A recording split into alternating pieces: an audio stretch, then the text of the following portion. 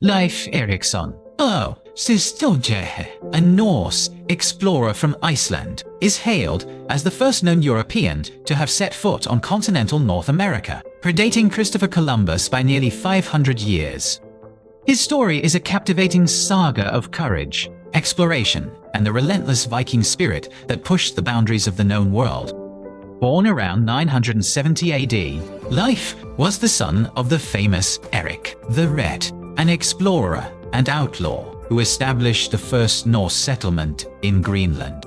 Growing up in this rugged, isolated environment, Leif inherited his father's adventurous nature and a deep yearning for the unknown. The sagas, particularly the saga of the Greenlanders and the saga of Eric the Red, are the primary sources for his voyages, though they sometimes offer conflicting accounts. Leif's early life was spent in Greenland, a stark and challenging land that forged resilient and resourceful people. He learned the arts of seamanship and navigation from a young age, skills that would prove indispensable in his future expeditions.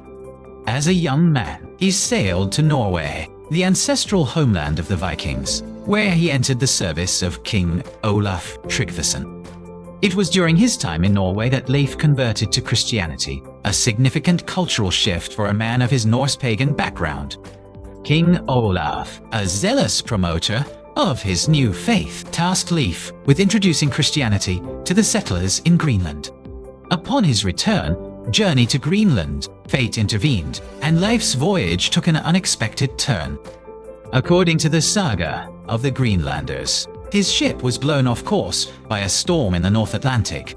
He and his crew drifted for many days, lost in a vast and unforgiving ocean. When the storm finally subsided, they found themselves in sight of an unfamiliar land, a place of verdant forests, abundant wild grapes, and flowing rivers teeming with salmon. Leif had stumbled upon a new world, a land he would name Vinland, meaning wine land because of the plentiful grapevines. He and his crew decided to explore this new territory. They established a small settlement, likely a temporary camp for the winter, which modern archaeologists believe was located at Lonceau Meadows in present-day Newfoundland, Canada. This site, discovered in the 1960s, provides tangible evidence of the Norse presence in North America, with remnants of timber-framed turf structures matching those found in Norse Greenland and Iceland. The settlement, which they called Leifsbudir, Leif's booths, consisted of several longhouses and workshops, indicating a well-organized and self-sufficient community. Life in Vinland was a stark contrast to the harsh conditions of Greenland. The climate was milder, the land was fertile, and the natural resources were plentiful. The Norsemen spent the winter exploring the surrounding area, gathering timber and feasting on the abundant game and fish. They encountered the indigenous people, whom they called Skrælings, a term that likely encompassed various First Nations groups. The initial interactions were a mix of trade and tension, a precarious relationship that would ultimately prove difficult to sustain. The sagas recount tales of these encounters, some peaceful and others violent. The Norse, with their iron weapons and imposing stature, initially intimidated the Skrælings. However, the sheer numbers and intimate knowledge of the land gave the indigenous people a significant advantage. Conflicts arose, leading to casualties on both sides and making the prospect of a permanent Norse settlement increasingly dangerous. After a winter in Vinland, Leif and his crew loaded their ship with a valuable cargo of timber and grapes and set sail back to Greenland. The timber was a particularly precious commodity in Greenland, where trees were scarce. Leif's successful voyage and the tales of the bountiful new land sparked great interest among the Norse settlers. His brother, Thorvald, led the next expedition to Vinland, but his venture ended in tragedy when he was killed in a skirmish with the Skræling. Subsequent voyages were undertaken by other members of Leif's family and fellow Greenlanders, including his sister Freydis, a formidable and ruthless woman whose story is a dark chapter in the Vinland sagas. These attempts to establish a lasting colony were ultimately thwarted by a combination of factors, including internal conflicts among the Norse, the logistical challenges of maintaining a settlement so far from home, and the persistent hostility of the indigenous population. Within a few decades, the Norse presence in North America faded, and the memory of Vinland became the stuff of legends, preserved in the oral traditions of the sagas. Leif Erikson, upon his return to Greenland, became a respected and influential figure. He fulfilled his mission from King Olaf and played a key role in the Christianization of the Greenlandic Norse community. He inherited his father's estate at Brattahlid and lived out the remainder of his life as a chieftain, his legendary voyage to the west forever cementing his place in history. The historical significance of Leif Erikson's achievement cannot be overstated. His journey across the Atlantic was a remarkable feat of navigation and seamanship, accomplished in open longships with only the sun, stars, and landmarks to guide them. It demonstrated the incredible reach of the Viking world, which extended from the rivers of Russia to the shores of North America. While the Norse settlement in Vinland was short-lived, it represents the first chapter in the long and complex history of European contact with the Americas. For centuries, the story of Leif Erikson and Vinland was largely confined to the dusty pages of Icelandic manuscripts, overshadowed by the more widely celebrated voyages of Christopher Columbus. However, the archaeological discoveries at Lanceau Meadows in the 20th century provided irrefutable proof of the saga's claims, catapulting the Norse explorers back into the historical spotlight. Today, Leif Erikson is widely recognized as the first European to reach the Americas, a testament to the enduring spirit of exploration that has driven humanity to seek new horizons. His legacy is celebrated in various ways, particularly in Scandinavian countries and communities of Scandinavian descent in North America. Leif Erikson Day is observed annually on October 9th in the United States, honoring the contributions of Nordic immigrants and commemorating the first arrival of Europeans on American soil. Statues and monuments have been erected in his honor in Iceland, Greenland, Norway, and the United States, solidifying his image as a pioneering figure in world history. The story of Vinland also serves as a poignant reminder of the complexities of cultural encounters. The interactions between the Norse and the Skrælings were fraught with misunderstanding and conflict, a pattern that would be repeated with devastating consequences centuries later. The Norse, despite their technological advantages, were unable to establish a permanent foothold in a land that was already home to established and resilient cultures. In the grand tapestry of world history, Leif Erikson's voyage is a vibrant and essential thread. It is a story that speaks to the human desire to explore, to discover, and to push beyond the limits of the known. It challenges the traditional narratives of history and reminds us that the past is often more complex and interconnected than we imagine. The saga of Leif the Lucky, the man who found a new world by chance and had the courage to explore it, continues to inspire and fascinate us. A timeless tale of adventure and discovery from the heart of the Viking Age. The Viking longship, a marvel of naval engineering, was the key to their success. These vessels were long, narrow, and light, with a shallow draft that allowed them to navigate both the open ocean and shallow rivers. Propelled by a large square sail and a bank of oars, they were swift and maneuverable, capable of carrying men, livestock, and supplies across vast distances. The construction of these ships, with their overlapping clinker-built planks, provided a combination of strength and flexibility that was perfectly suited to the harsh conditions of the North Atlantic. The iconic dragon-headed prow was designed to intimidate enemies and ward off evil spirits, a symbol of the Vikings' fierce and pagan beliefs. Navigational techniques were rudimentary by modern standards, yet highly effective. The Norse sailors relied on a deep understanding of the natural world. They used the position of the sun and stars to determine their latitude, and they likely used simple instruments like a sun compass. They also observed the flight patterns of birds, the color of the water, and the presence of distant clouds to locate land. These skills, passed down through generations of seafarers, allowed them to undertake voyages that would have been unthinkable for many of their contemporaries. Life aboard a longship was not for the faint of heart. The crew, typically around 30 to 40 men, lived in cramped and exposed conditions. There was no shelter from the wind, rain, and spray, and they slept in open skin bags on the deck. Food consisted of dried meat, fish, and hard bread, supplemented by whatever they could catch or forage during their journey. Water was stored in barrels, a precious and finite resource.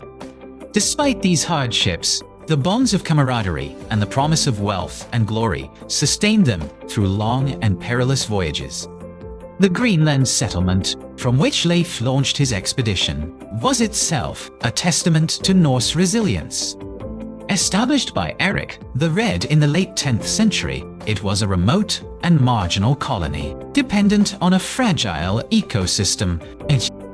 The settlers raised cattle, sheep, and goats, and they hunted seals, walruses, and caribou. They traded walrus ivory, hides, and other goods with Europe, maintaining a tenuous link to their ancestral homeland. The eventual decline and abandonment of the Greenland colony in the 15th century is a complex story, likely involving a combination of climate change, soil erosion, and conflicts with the local Inuit people. The motivation for Viking expansion was multifaceted. Overpopulation and a scarcity of good farmland in Scandinavia drove many to seek new opportunities abroad. The desire for wealth, in the form of plunder, trade goods, and land, was a powerful incentive. The pursuit of fame and honor, known as drengskapet, was also a central tenet of Viking culture, and successful voyages brought great prestige to a chieftain and his followers. Leif Erikson's journey to Vinland embodied all of these motivations: a quest for new lands, new resources, and a place in the sagas. The archaeological evidence from Lonsö Meadows provides a fascinating glimpse into the daily lives of the Norse in Vinland. The long houses, with their central hearths and sleeping platforms, are typical of Viking-age domestic architecture. The discovery of a smithy with a forge and iron slag indicates that they were working with metal, repairing tools and perhaps forging new ones. Spindle halls and the bone needle suggest that women were present at the settlement, engaged in textile production. These artifacts, though few in number, paint a picture of a community attempting to replicate their traditional way of life in a new and unfamiliar environment. The flora and fauna of Vinland, as described in the sagas, have been the subject of much scholarly debate. Grapes that gave the land its name may have been wild grapes, or perhaps another type of berry, such as gooseberries or cranberries, which would have been suitable for making a fermented beverage. The self-sown wheat could have been a type of wild rye or lime grass. The abundance of salmon and large timber trees, however, aligns well with the ecological profile of Newfoundland and the surrounding regions. The legacy of the Vinland voyages also raises intriguing questions about the potential for further cultural exchange between the Norse and the indigenous peoples of North America. Did the Norse introduce new technologies or diseases to the Americas? Did they carry back knowledge or goods from the New World that had a lasting impact on European society? The evidence for such exchanges is limited and speculative, but the possibility remains a tantalizing area of historical inquiry. The Skraelings themselves left no written records, so their perspective on these encounters is lost to history, a silent testament to the one-sided nature of many historical narratives. In popular culture, Leif Erikson has often been portrayed as a heroic and adventurous figure, a quintessential Viking explorer. His story has been the subject of novels, poems, and films, each offering a different interpretation of his character and his achievements. While these portrayals may not always be historically accurate, they have helped to keep his memory alive and to introduce his story to a wider audience.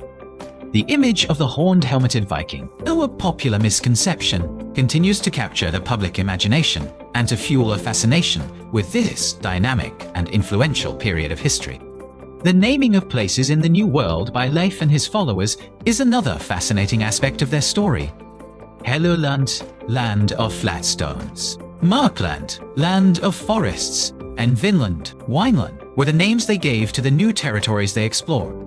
These descriptive names reflect the Norse practice of naming places based on their most prominent features, a practical and evocative system of toponymy. The exact locations of Helluland and Markland are still debated by historians, but they are generally thought to correspond to Baffin Island and the coast of Labrador, respectively. The end of the Norse experiment in North America was not a single event, but a gradual process of withdrawal.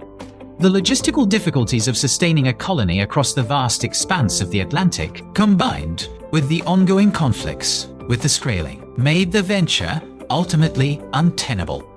The Greenland colony itself was facing its own challenges, and its ability to support a distant outpost was limited.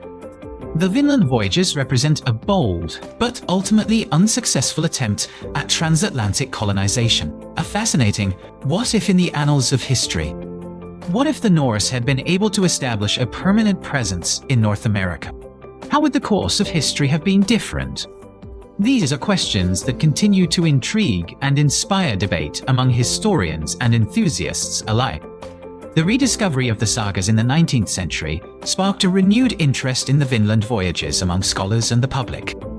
The first English translations of the sagas made the story of Leif Erikson accessible to a wider audience, and the debate over the location of Vinland began in earnest.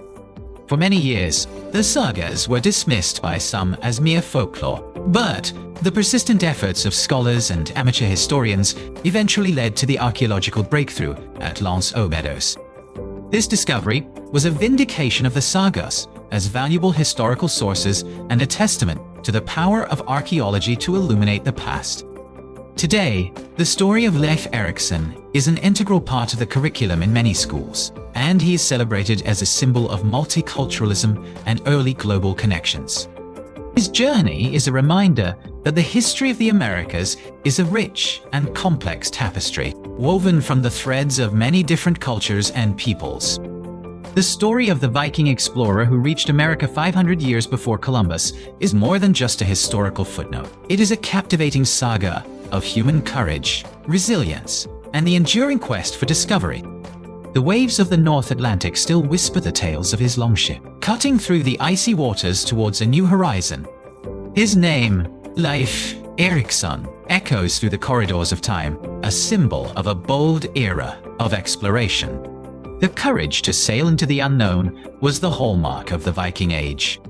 These Norsemen were not just raiders, they were traders, settlers, and explorers of the highest caliber.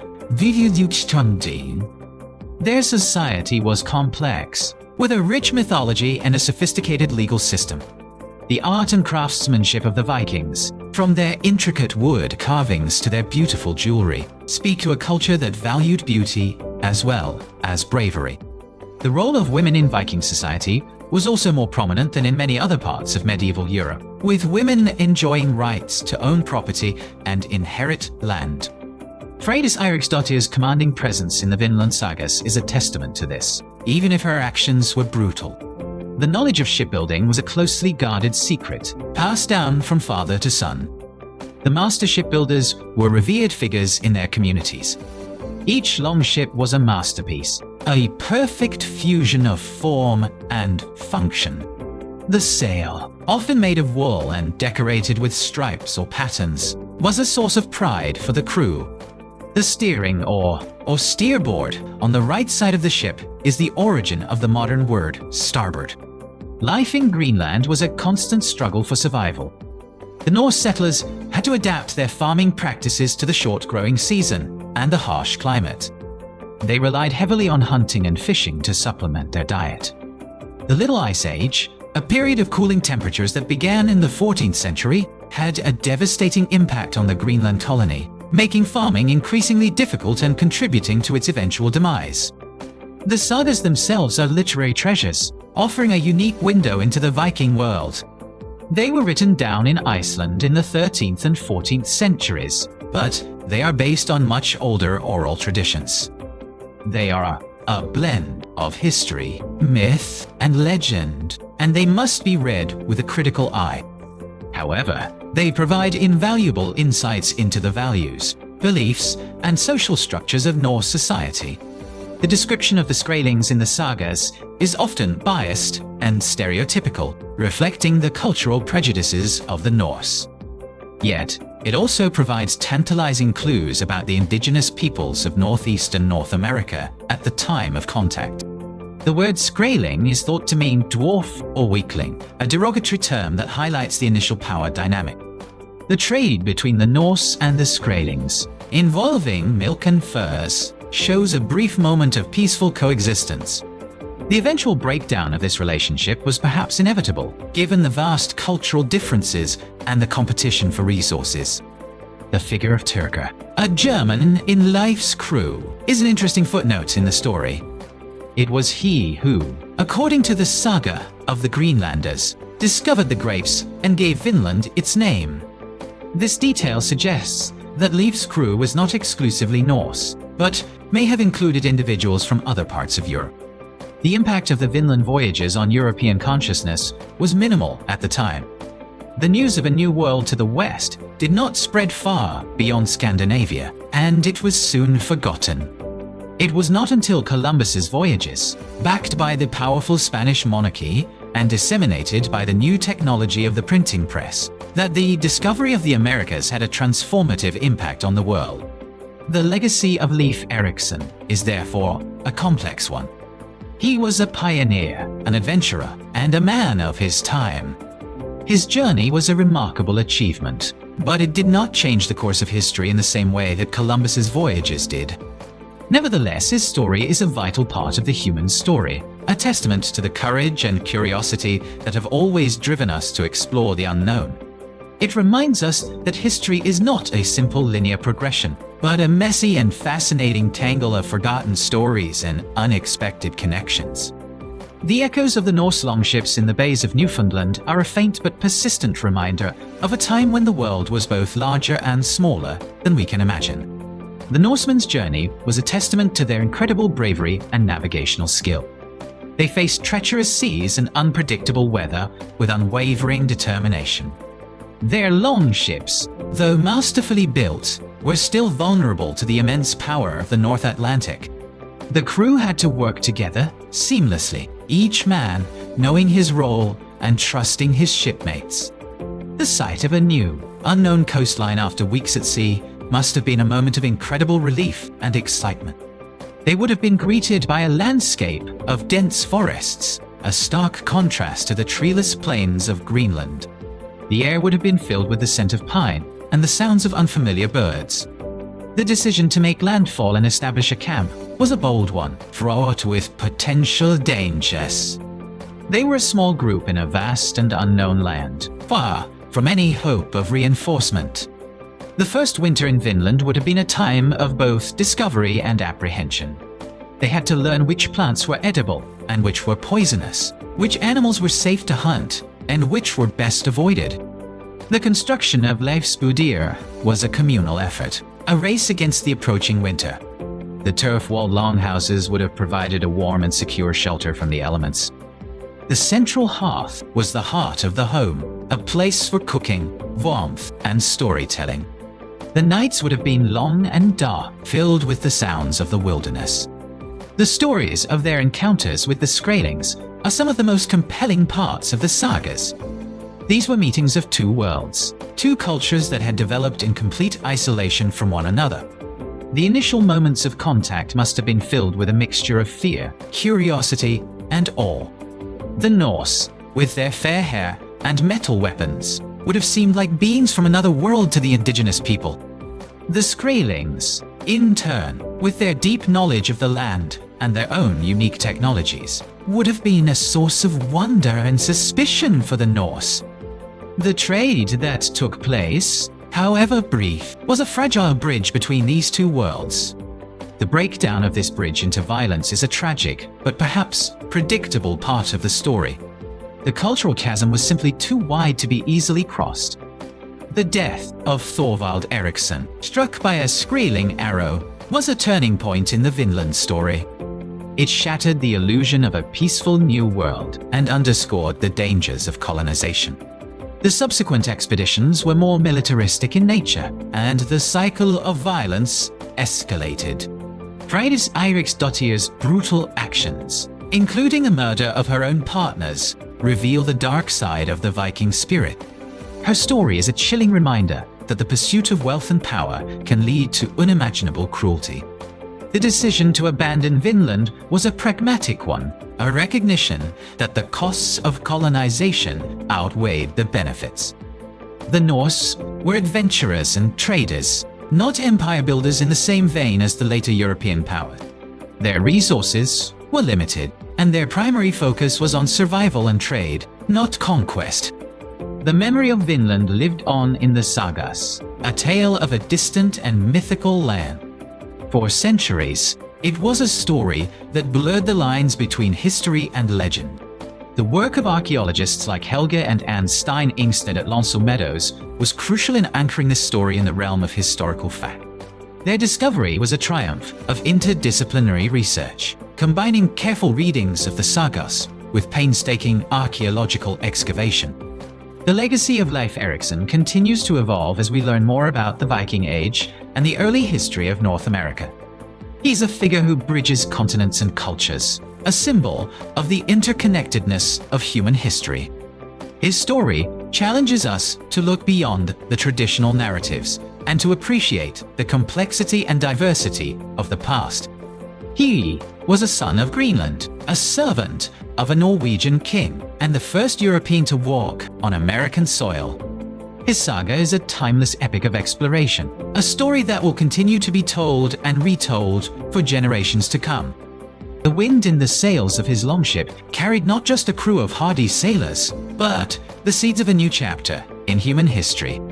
The footprints they left on the shores of Vinland may have been few and fleeting, but their story has left an indelible mark on our collective imagination. The vast, cold expanse of the North Atlantic was their highway, a challenging but ultimately surmountable barrier. Each wave they crested was a victory against the unknown.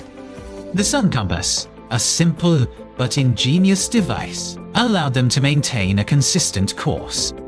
The cry of land from the lookout would have been a sound of pure joy. The sight of green trees after the barren landscapes of Iceland and Greenland would have been a feast for the eyes. The rich soil of Vinland promised a future of abundance, a stark contrast to the hardscrabble life they had known. The rivers, teeming with salmon larger than any they had ever seen, must have seemed like a gift from the gods. The discovery of wild grapes, a fruit unknown in their homeland, was a sign of the land's extraordinary fertility. The decision to winter in this new land was a testament to their confidence and self-sufficiency. Building a settlement from scratch in an unknown territory required immense skill and cooperation. The longhouse, a symbol of Norse community, rose from the earth as a statement of their intent to stay. The fire in the hearth was more than just a source of heat. It was a symbol of home and civilization in the midst of a vast wilderness. The first encounter with the Skraelings was a moment of profound significance, a meeting of two branches of the human family that had been separated for millennia. The language barrier would have been absolute, forcing them to communicate through gestures and signs.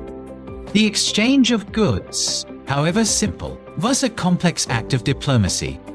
The tension that underlay these encounters was palpable, a constant awareness of the potential for misunderstanding and conflict. The first act of violence, whatever its cause, shattered the fragile peace and set in motion a chain of events that would lead to the Norse withdrawal. The dream of a new life in a land of plenty died with the first casualties. The voyage home was likely a somber one, the joy of discovery tempered by the reality of loss. The timber they brought back was a tangible symbol of their achievement, but the stories they told were a mix of triumph and tragedy. The legend of Vinland would grow with each telling, a cautionary tale as much as a story of adventure. Leif Erikson's name would be forever linked with this land of promise and peril. His legacy is not just one of discovery, but also of the complexities and consequences of cross-cultural contact. His story is a powerful reminder that the past is never as simple as it seems.